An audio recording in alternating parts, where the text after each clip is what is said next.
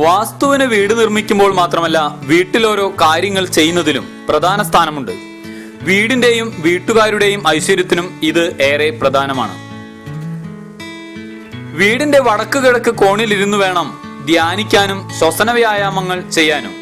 വാസ്തു അനുസരിച്ച് വടക്ക് കിഴക്ക് ദിക്ക് നിയന്ത്രിക്കുന്നത് സർവശക്തനായ ഈശ്വരനാണ്. അതിനാൽ ആത്മീയമായി ഏറ്റവും പ്രധാനമർഹിക്കുന്ന ഭാഗമാണിത്.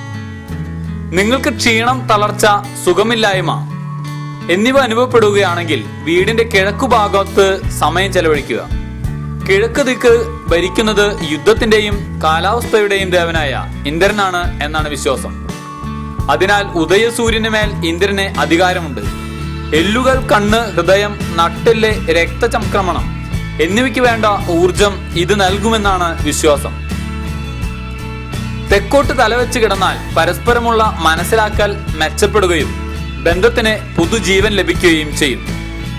വീടിന്റെ വടക്ക് കിഴക്ക്, തെക്ക് കിഴക്ക്, മധ്യഭാഗം എന്നിവിടങ്ങളിൽ ബാത്റൂം പണിയുന്നത് ആരോഗ്യത്തിന് ദോഷകരമാകും. വീട്ടിലെ ഐക്യം മെച്ചപ്പെടുത്താൻ തെക്ക് പടിഞ്ഞാറ് ദിശയിൽ ഒരു കുടുംബ ഫോട്ടോ വെക്കുക. വീടിന്റെ മധ്യഭാഗത്ത് വലിയ വീട്ടുപകരണങ്ങളും മറ്റും വെക്കരുത്. ഇത് ബ്രഹ്മസ്ഥാനം ആയതിനാൽ കഴിവതും ഒഴിച്ചിടണം.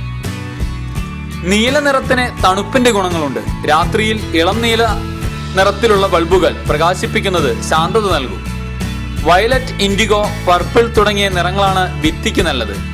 കിടപ്പുമുറിയിൽ ചുവന്ന നിറം ഒഴിവാക്കണം. തെക്ക് പടിഞ്ഞാറായി വലിയ ജനാലകൾ വരുന്നത് ഒഴിവാക്കുക. സ്ത്രീകൾ ജോലി ചെയ്യുന്നവരാണെങ്കിൽ വിജയത്തിനായി വടക്ക് ദിക്കിൽ വലിയ ജനാലകൾ വെക്കുക.